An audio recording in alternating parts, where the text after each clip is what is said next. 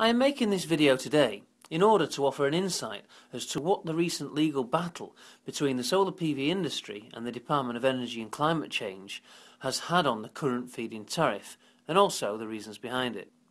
Many of you will be aware, on the 31st of October, the powers that be decided to change the rate of subsidy you would receive per kilowatt hour as part of the scheme, and would reduce the feed-in tariff from 43.3 pence to a proposed 21 pence from the 12th of December. You may have noticed that I said proposed, and this is where the problem starts. Phase 1 of the consultation for the comprehensive review of the feed-in tariffs for solar PV was launched on the 31st of the 10th, 2011, and was due to close on the 23rd of the 12th, 2011. Apart from causing panic in the industry and a rush to have installs completed before the deadline, it was set to leave thousands of people in uncertainty. The problem with changing a tariff before the end of a consultation was it left the industry not knowing what to quote and thousands of customers not knowing what they would receive. The reason the review was launched was down to the unprecedented success the industry had seen, combined with a dramatic reduction in installation costs, which consequently offered a higher return on investment than which was first intended when the scheme was launched.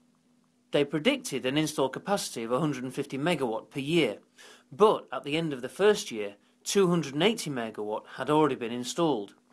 This led to a similar fast-track review of the large-scale commercial installs at the beginning of last year. When the announcement was made, we were at around 720 megawatt already installed, which was over double the predicted March 2012 target, and in the pre-December the 12th rush, around 130 megawatt was installed in that 6 weeks alone, taking it up to around 850 megawatt total installed. So although we can understand why they made these changes, we cannot condone the impact it has had on the industry.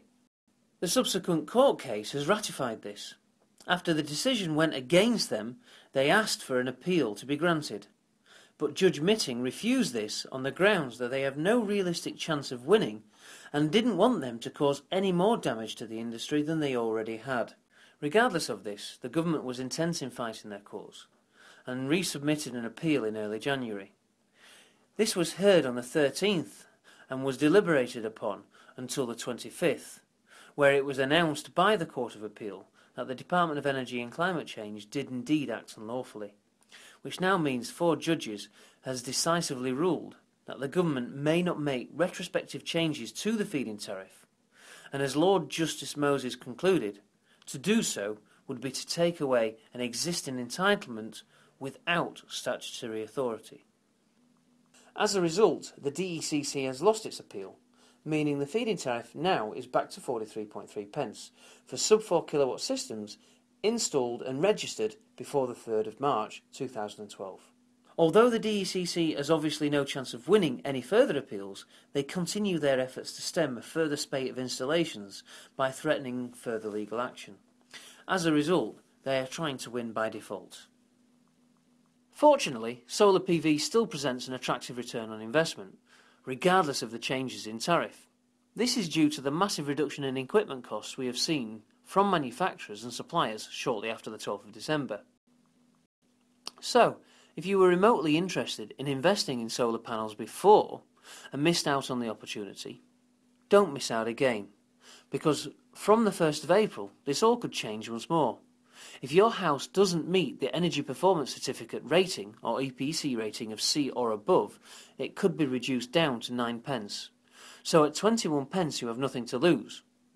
But if you install before the 3rd, you have much to gain. I hope this helps clarify the situation. Call now to avoid any further disappointment.